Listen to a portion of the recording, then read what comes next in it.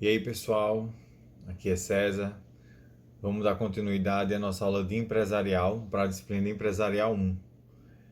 Aula passada, a gente viu a parte de estabelecimento. A gente trabalhou um bocado essa parte de estabelecimento, o ponto comercial, a sucessão empresarial, no caso aí do trespasse e etc. Então, com isso, né, a partir da aula passada, no final, a gente fechou um ciclo. A gente estudou o que era empresário, a gente viu a diferença entre empresário individual e sociedade empresária, a gente viu o que é EIRELI. Eu até mencionei já para vocês uma novidade na legislação, que é a sociedade limitada unipessoal. Isso vai ser objeto de estudo mais tarde também. E aí depois a gente entrou na parte da junta comercial, né, a necessidade do registro do empresário e tal. E por último agora o estabelecimento. Tá aí. Esse foi o primeiro ciclo da disciplina. Por que eu digo isso? Porque agora a gente vai entrar numa nova fase, que é a da propriedade industrial. A gente vai começar a ver o que é propriedade industrial e vamos lá.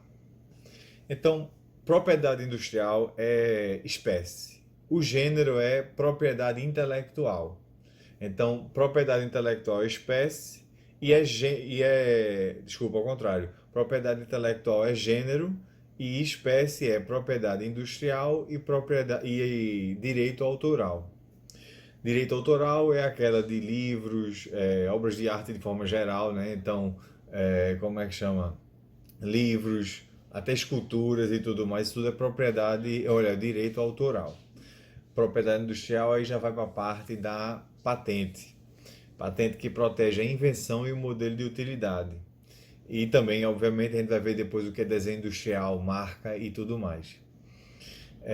Mas aí eu queria deixar só claro essa ideia de que propriedade intelectual é gênero e espécie é direito autoral e propriedade industrial. A gente aqui na disciplina vai focar na propriedade industrial, porque ela está mais relacionada ao direito empresarial. Direito autoral vocês vão ver, acredito que posteriormente, em outra disciplina na faculdade. Então vamos lá. Então, na propriedade industrial, vamos fazer um histórico rapidinho. Antigamente não existia isso, a propriedade industrial, não existia. Então imagina só, eu inventei um negócio, inventei uma ferramenta que ia facilitar a vida de todo mundo. Qualquer pessoa podia copiar e explorar, e dizer que foi ela e acabou-se. E eu não tinha proteção nenhuma. Eu até digo como exemplo, imagina Leonardo da Vinci. Leonardo da Vinci, vocês sabem que não foi somente um pintor. Ele era um inventor assim, que fazia muitas invenções. Foi ele que teve a ideia do primeiro helicóptero, paraquedas. Ele não conseguiu concluir, mas a ideia estava lá plantada. E ele fazia muitas armas daquela época, né? Tipo bestas, umas bestas gigantes assim que ele fazia, obviamente mecânica e etc. Pronto, tudo isso dele nada era protegido. Ele era na faixa, assim, viveu nos 1500, nos anos de 1500, então não existia propriedade industrial. Foi na Revolução Industrial que começou a vir a ideia de proteger essas invenções. Eu penso que, assim, foi numa época de transição, né, Revolução Industrial, que aí muita gente estava inventando coisas novas, que estavam facilitando a indústria e a produção em larga escala. E aí, poxa, vamos proteger esse pessoal, né? E aí, não sei o quê. Aí veio essa demanda, pronto. Surgiu aí a propriedade industrial. Vamos pular lá para frente e para cá, para o Brasil.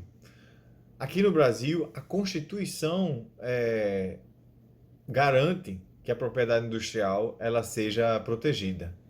Ou seja, aqui a gente tem um dever constitucional de proteger a propriedade industrial. E assim foi. Em 1994, o Brasil assinou um tratado internacional, é o TRIPS, T-R-I-P-S, né? TRIPS. Nesse tratado internacional foi uniformizado as normas da propriedade industrial. E o Brasil fez parte disso. Essa norma, esse acordo internacional foi incorporado no ordenamento brasileiro e depois foi publicada a Lei 9.279 de 96, que é a Lei de Propriedade Industrial. Essa lei, né, obviamente, está de acordo com o acordo internacional que o Brasil foi signatário. É a Lei 9.279 de 96. É a Lei de Propriedade Industrial. Eu faço menção dela nos slides. Então, e aí, pronto, o Brasil está lá assegurando a propriedade industrial. Através dessa lei, se aplicam dois princípios nessa disciplina, né, nesse ramo do direito, que é o princípio da prioridade e o da assimilação, os dois. O da prioridade envolve aí um pedido que venha do estrangeiro para registrar uma patente, né, estrangeira. Registrar aqui no Brasil uma patente estrangeira. Se esse país for signatário de acordo internacional com o Brasil, então esse pedido de patente estrangeira, sobre ele vai se aplicar a Lei de Propriedade Industrial, que é brasileira, né? Pronto, esse é o princípio da prioridade. Mas aí tem o outro lado da moeda. Quando uma patente brasileira, por exemplo, vai querer obter registro, né, no exterior. E aí, de novo, se o país for signatário com o Brasil em acordo internacional, e se houver um acordo de reciprocidade, assim, de forma bem simples, eu faço, tu também faz, né? Um ajuda o outro e etc. Então, havendo isso, o pedido de patente brasileira para ser registrado no exterior vai também se aplicar à Lei de Propriedade Industrial brasileira. Essa aí é a assimilação. Então a gente tem o princípio da prioridade e o da assimilação. Tá aí. Eu estou falando tanto de patente e tudo mais, mas é só patente que a propriedade industrial trata. E é patente de quê? Né? É agora sim. No artigo 2º da Lei 9.279, existe lá o que é que vai ser protegido e o que é que vai ser tratado pela Lei de Propriedade Industrial. Então, a gente tem invenção e modelo de utilidade. A gente vai trabalhar isso hoje, a gente vai ver os requisitos e etc. hoje. Então, a gente tem invenção e modelo de utilidade, que vão ser protegidos pela patente. Os dois, vai ter patente de invenção e patente de modelo de utilidade. Então, de novo, invenção e modelo de utilidade vai ser protegido por patente de invenção ou de modelo de utilidade. Beleza.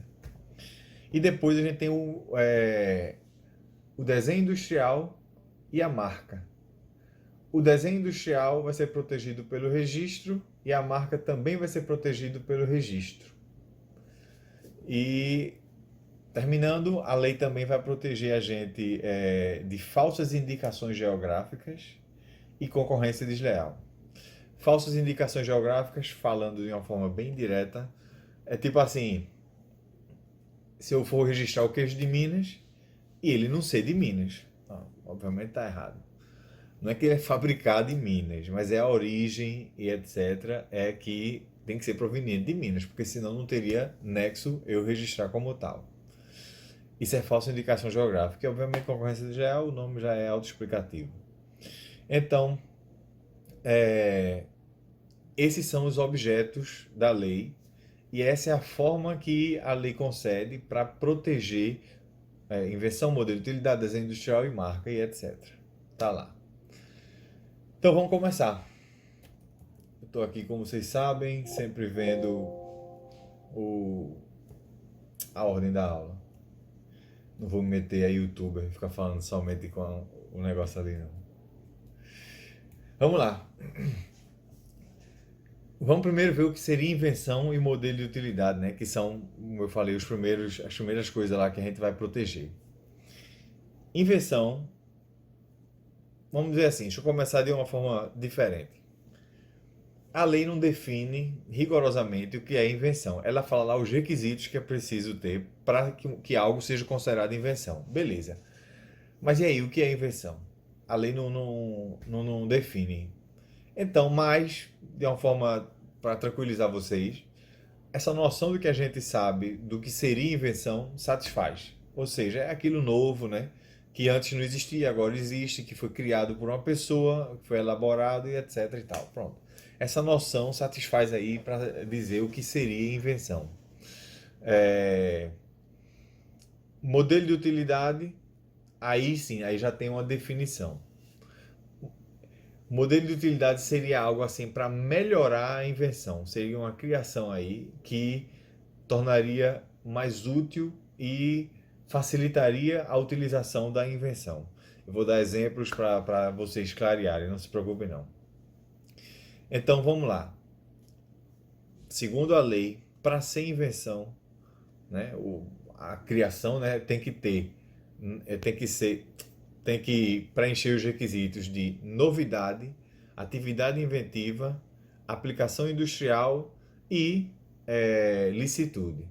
Essa licitude estaria para todos os itens que vão ser estudados aqui. Às vezes eu nem falo, porque obviamente tem que ser lícito. Se for ilícito, não pode. Então, às vezes eu nem falo. Mas eu só quero deixar claro que licitude está sim presente. Mas eu quero focar agora com vocês na novidade, atividade inventiva e aplicação industrial. Vamos lá ver o que é cada um. E preenchendo isso aí vai ser invenção. Vamos lá. Novidade. Para que algo seja considerado invenção, esse algo tem que ser novo. Quando eu digo novo, a lei estabelece o que seria isso. Seria algo fora do estado da técnica. O que seria estado da técnica? Pense no estado da técnica como tudo aquilo que existe. Seja de literatura, seja de informação, internet, tudo é sobre determinado assunto. Ou sobre tudo de uma maneira geral. Tem que ser algo que está fora do estado da técnica. Como eu falei, algo que não existia e agora existe. Beleza, isso é novidade. O próximo vai para atividade inventiva. Atividade inventiva, o nome é meio que autoexplicativo, mas é preciso que haja um processo de criação do inventor, né, da pessoa. A pessoa não pode somente descobrir.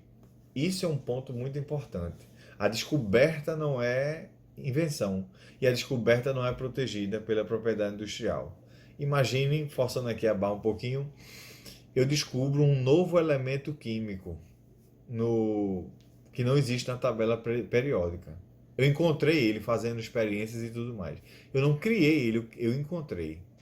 Então, eu não sou inventor desse elemento químico, ele sempre existiu, é só a gente que não tinha achado. Forçando a barra também, imagina eu estou escavando por aí e encontro um minério que nunca ninguém tinha visto. A gente procurou e pronto, nunca ninguém viu aquilo. Eu inventei esse minério? Também não, eu descobri. Então, de novo, a proteção que é recebida pela propriedade industrial não protege descoberta. Ela protege invenção, né? Que eu preciso aí atividade inventiva. Matamos novidade e atividade inventiva. Vai agora para a aplicação industrial. Para a aplicação industrial, é preciso que aquilo que foi inventado seja realizado de novo, né? Para a gente poder produzir em maior escala, para que aí seja utilizado, comercializado e etc e tal. Não adianta eu fazer tudinho, mas nunca mais poder fazer de novo aquele invento meu. De novo, forçando a barra, mas para dar uma ideia, imagina que eu agora vou usar esse exemplo aqui para tudo que é invenção que eu vou falar agora. Eu invento uma caneta que só marca a resposta certa. Pronto. Fiquei milionário. Mas para fazer essa caneta, eu usei toda a tinta que existe de caneta no mundo. Forçando a barra, mas vamos lá. Então é impossível fazer de novo essa caneta, porque não existe mais tinta de caneta, nem ninguém pode escrever, por sinal. Mas é essa a ideia. Se eu não puder fazer de novo essa invenção, se eu não puder replicar, então não tem aplicação industrial. Então, de novo, novidade, atividade inventiva e aplicação industrial. Eu falei da licitude, porque licitude é óbvio, não pode ser contrária à moral aos bons costumes. né? Se for algo ilegal, obviamente também não pode ser produzido. Ponto final. Beleza, esses são os requisitos para que algo seja considerado uma invenção. Aí agora vamos para modelo de utilidade. Modelo de utilidade é, como eu falei, algo que melhora a invenção, torna a invenção mais prática ou até facilita a utilização dela. Como exemplo, eu li uma vez num livro, acho que tem nos livros por aí, mas eu gosto de repetir esse exemplo porque ele é mais visual. Imagina que, sei lá, vamos voltar no tempo, todo mundo tomava banho de cuia. Era um saco. Todo mundo tomava banho de cuia. Aí eu peguei, fiz um negócio com um encanamento para lá, fiz assim com o cano encostado na parede e começa a cair água, como é que chama? Em mim. Aí eu ainda peguei uma peneirinha, né, furadinha, acoplei lá e virou o chuveiro. Tá aí. Eu inventei o chuveiro. Isso foi uma invenção. Eu peguei do nada e inventei aí o chuveiro. Vamos comprar essa ideia. Essa é a invenção. Mas aí depois o tempo vai passando, a água é fraca, às vezes cai só uns pinguinhos, não sei o que, o povo saco cheio. Aí uma outra pessoa foi e inventou um negócio que comprime a água, acopla ao chuveiro, comprime a água e joga a água com força em cima da gente. Ou seja, agora foi criada a ducha. Mas a ducha veio melhorar o chuveiro. A ducha sozinha não adianta de nada. Ou seja, nesse caso aí, a ducha é um modelo de utilidade e o chuveiro é que é a invenção. Como eu falei, é só para exemplificar, para que vocês visualizem aí o que poderia ser um modelo de utilidade. Então, o modelo de utilidade vem a melhorar algo que já existe. Para ser modelo de utilidade também precisa de novidade, atividade inventiva e aplicação industrial, sempre licitude também. Obviamente aqui a atividade inventiva é um pouco diminuída, porque quem veio assim do zero mesmo foi a invenção. O modelo de utilidade vem ajudar aquilo ali. Então, mas precisa também desses três requisitos. Eu digo isso por quê? Porque já já a gente vai ver como é que eu vou proteger tanto o modelo de utilidade quanto a invenção. E o procedimento é o mesmo. Praticamente os requisitos são o mesmo, porque né, o pessoal lá do órgão específico vai ver o que é se tem novidade, atividade inventiva e aplicação industrial, tanto para um quanto para outro. Por isso que eu já expliquei os dois e a gente seguir adiante. Pronto. Então você já sabe o que é invenção e sabe o que é modelo de utilidade, sabe os requisitos que cada um tem que ter para ser considerado como tal. E aí vamos registrar. Né? A gente inventou, vamos registrar. O órgão é responsável por esse registro. Né? Registro que eu falo, estou sendo simplório, mas nesse caso aí eu vou patentear, já que é uma invenção, a gente vai patentear. Então, o órgão responsável por essa patente é o INPI. INPI, Instituto Nacional de Propriedade Industrial. Tá aí. Esse é o órgão responsável e é lá para onde a gente vai. O INPI tem competência nacional. Eu friso logo isso porque a gente viu a junta comercial, aulas anteriores, e a gente viu que a junta comercial ela é estadual, ou seja, cada estado tem a sua. E se você vai para outro estado, abrir uma empresa, você vai se registrar lá também. No INPI, não. O INPI, já que ele tem força nacional, né, você vai se registra no INPI e você está nacionalmente protegido. Beleza. Então a gente vai lá no INPI. Para que a gente faça o pedido, é preciso, obviamente, preencher alguns requisitos. Requisitos que eu digo aí formais, no sentido de formulário. Você tem que fazer uma descrição do que você está querendo registrar, ou nesse caso aqui, patentear.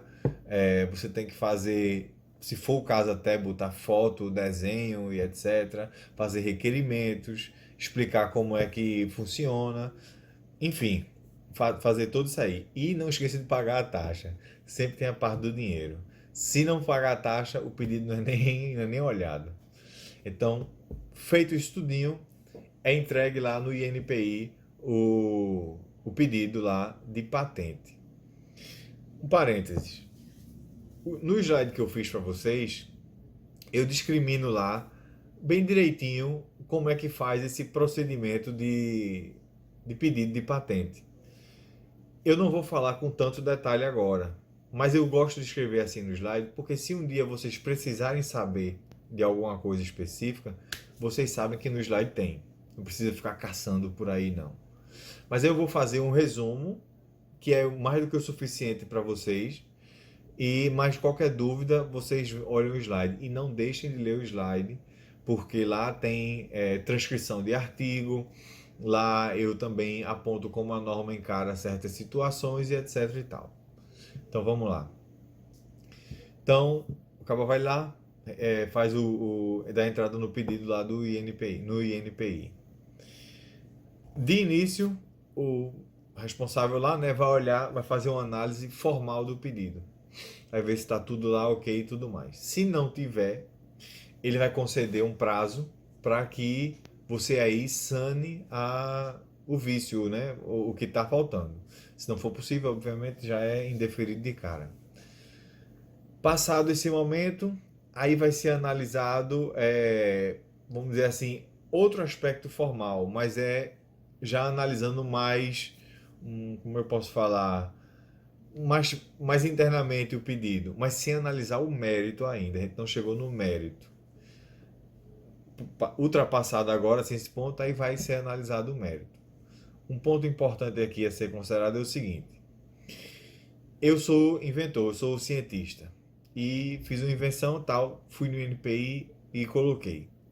Então, a data do depósito foi hoje. Foi hoje que eu fui lá no INPI, coloquei lá.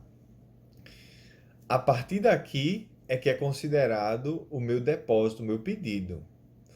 Ou seja, a análise do estado da técnica vai ser a partir de hoje para trás.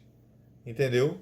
Se por acaso meu pedido ainda estiver sendo analisado, mas já tiver alguma coisa sobre isso no estado da técnica, que veio posteriormente do meu depósito, eu não vou ser penalizado, porque aí foi posterior ao meu depósito. Então, o estado da técnica ele é considerado a partir da data do depósito do pedido, para trás, obviamente.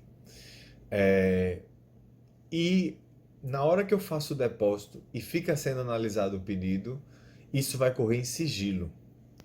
Ninguém vai ficar sabendo ainda. Esse sigilo vai ficar durante 18 meses. Então, durante 18 meses, esse é o procedimento normal. Durante 18 meses fica em sigilo. Eu posso pedir para que isso saia do sigilo antes, né? E isso aí vai ser publicado na revista do INPI. Como eu falei, 18 meses de sigilo. Depois vai ser publicado na revista do INPI. Mas eu posso pedir para ser publicado antes. Mas isso aí vai depender da pessoa, né? Do autor. Então, vai lá, passa 18 meses de sigilo, é publicado na revista do INPI. Nessa revista, se torna público aquele meu pedido. O pedido não foi concedido, ele está sendo analisado, mas já está público. E dessa publicidade, dessa publicação na revista do INPI, acontecem algumas consequências que eu acho muito importantes. Primeira delas, qualquer pessoa pode ter acesso lá ao meu pedido. Ou seja, viu na revista, oxente, já sei o que ele está pedindo. Mas isso aí não é só saber o que ele está pedindo. Imagina, tem um outro cientista que vai dizer, não, ele copiou de mim. Então pronto, ele está tomando conhecimento naquela hora que eu fiz o pedido e que eu copiei dele, por exemplo. E aí ele vai fazer a reivindicação dele, etc e tal. Então, a publicação permite que terceiros tomem conhecimento e que, porventura, venham fazer uma reivindicação quanto ao pedido que está sendo realizado, que está sendo analisado.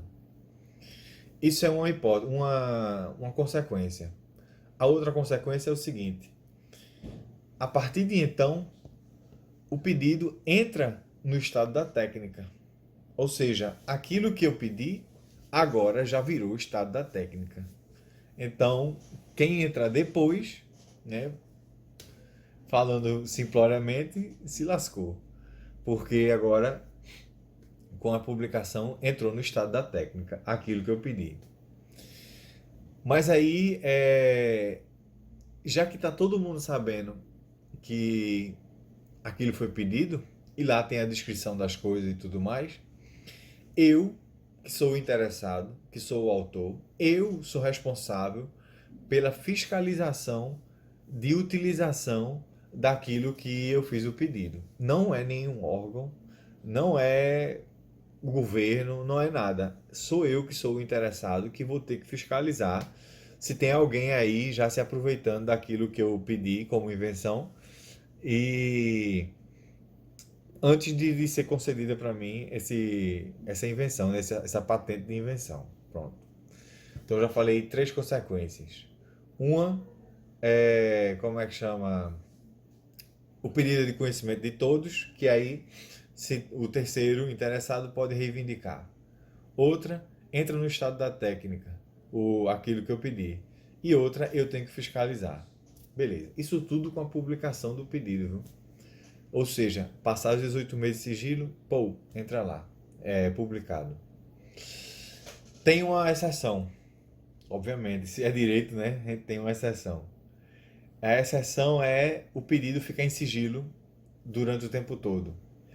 Isso acontece quando aquilo, né, que está sendo investigado, está sendo analisado, é de interesse nacional. Se for de interesse nacional, o pedido fica em sigilo o tempo todo. Beleza. Então agora, já que correu esse tempo aí todinho, tal, de sigilo, foi publicado, com a publicação surge um outro dever para mim, eu que sou o autor interessado. Eu tenho 36 meses para pedir que seja realizado o exame do pedido. Por que isso? Aí você diz, gente, mas o cara não pediu antes, por que ele vai pedir de novo? Isso é porque às vezes acontece o seguinte: você sabe que o mundo não para e é uma velocidade muito grande para as coisas se tornarem obsoletas e tal. Então, às vezes, nesse período que está em sigilo, já perdeu o interesse. Tipo assim, já foi ultrapassado o que eu inventei. Já não adianta mais. Então, eu mesmo não tenho interesse em ter essa patente.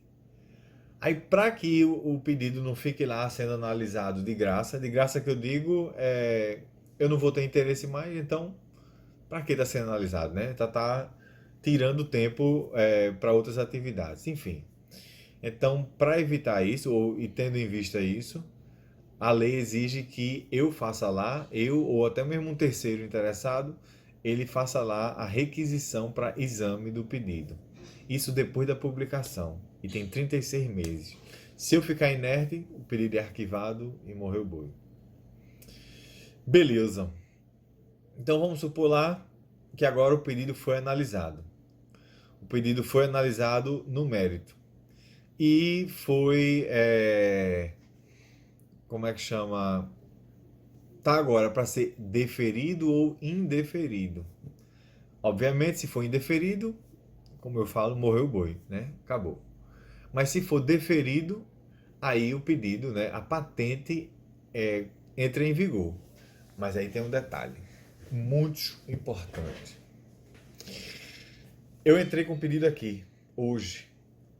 Demorou anos para eu conseguir a patente. No dia que eu consigo a patente, ela retroage. Ou seja, é como se eu sempre fosse titular daquela invenção. Aí vocês devem estar se coçando, dizendo, meu irmão, e o cabo ficou esse tempo todinho sem saber se ia conseguir. Então ele já perdeu um bocado do prazo. Eu digo, acontece isso mesmo. Mas aí deixa eu falar com vocês sobre a validade desse pedido, dessa patente. Tanto a patente de invenção quanto a patente de modelo de utilidade. Que aí vocês vão entender essa parte do prazo, como é que é contada e o que é que a lei permite até para garantir que você, né, consiga usufruir da patente que você conseguiu. Primeiro, a patente de invenção, ela dura 20 anos. Então eu tenho 20 anos como titular da patente de invenção. A patente de modelo de utilidade dura 15 anos. 15 anos como titular da patente de modelo de utilidade. Nem a patente de invenção, nem a patente de modelo de utilidade são renováveis. Você não pode prorrogar ou renovar as patentes de modelo de utilidade ou de invenção. Beleza. Então, acabados os 20 anos, morreu o boi. Acabados os 15 anos, morreu o boi. Mas agora vem o problema. Aquilo que eu falei. Eu entrei com um pedido aqui, foi concedido aqui. Na hora que foi concedido, retroage. E se demorou muitos anos? Que demora anos. Vamos para o seguinte cenário. A gente está em 2020. Né? Vamos supor que o tempo passou, tal. Eu recebi a patente de invenção em 2035. Ou seja, demorou 15 anos investigando, analisando para saber se aquilo meu era realmente invenção e se para me conceder a patente. De novo, eu entrei com o pedido em 2020. Foi concedido para mim em 2035. Como retroage, né? Aquela coisa retroagiu. Então, já correu 15 anos de patente. Eu tenho 20 anos, já correu 15. Me lasquei. Calma. A lei prevê isso aí, né? A lei prevendo essa situação, ela faz vamos dizer assim, ela faz uma garantia para que o titular não termine sendo prejudicado. Por quê? De acordo com isso e com esse exemplo que eu falei, já que já correu 15 anos, eu só teria mais 5 depois da patente ter sido finalmente concedida. A lei diz: se na concessão de patente você tiver menos do que 10 anos, a lei garante no mínimo 10 anos de concessão, de utilização da patente. Ou seja, recebi em 2035. Com 2035, contando 2035, eu só teria mais 5 anos, ou seja, é menos de 10 anos de usufruto lá da patente. Então a lei garante 10 anos, ou seja, em 2035 eu vou ter direito de usar a patente de invenção até 2045. Eu não quero que vocês somem, tipo assim, então aí ele vai ter direito a 25 anos e não sei o que. Não, porque são dois atos diferentes. Foi um pause porque teve um aviso aqui, e tomara que não dê errado.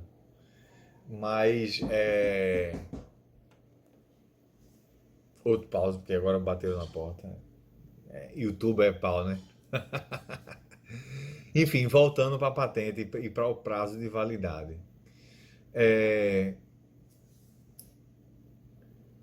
O prazo foi concedido depois de 15 anos, então eu só teria mais 5. Como eu tenho menos de 10 anos, a lei concede 10 anos. Tá aí.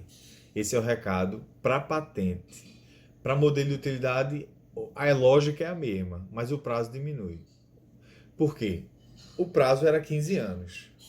Então vamos supor que agora eu entrei com um pedido de modelo de utilidade, de patente de modelo de utilidade em 2020. Em 2000, sei lá, e 30 foi que foi concedido. Ou seja, em 2030 foi que eu recebi a minha patente de modelo de utilidade. Nesse caso aí, em vez de eu ter 15 anos de modelo de utilidade, eu tenho agora só 5, porque já passou 10, como a gente viu, retroage e tal. Então, agora eu tenho 5 anos para gozar da patente de modelo de utilidade. A lei fala aqui Se a partir da concessão da patente de modelo de utilidade eu tiver menos do que 7 anos, a lei garante 7 anos. Pronto. Então, em vez, como eu falei, 2020, foi concedido em 2030, então agora eu tenho até 2037. Eu estava falando para que vocês não somem, porque são dois momentos diferentes. Um é a parte da concessão e o outro é a análise para saber se a partir daí vai ter 10 anos ou 5 anos. Vou pegar o exemplo da patente de invenção. Eu disse que entrei com um pedido em 2020, saiu em 2035. Vamos supor que eu entrei com um pedido em 2020, saiu em 2030. Quanto tempo eu tenho depois? 10 anos. Então pronto, eu tenho 10 anos. Vamos supor que saiu em 2031. Quanto tempo eu tenho? 9 anos. Então eu tenho 10 anos. Captaram? Porque é o tempo depois da concessão do pedido. Tá aí. Isso é o prazo de vigência da patente de invenção e modelo de utilidade. Não esqueçam isso, porque esses prazos são cobrados. A gente vai ver outros prazos, né, com as outras aulas, que eles terminam misturando para que você se confunda. Eu vou dar uma olhada aqui no que esse celular ele fez e depois a gente continua.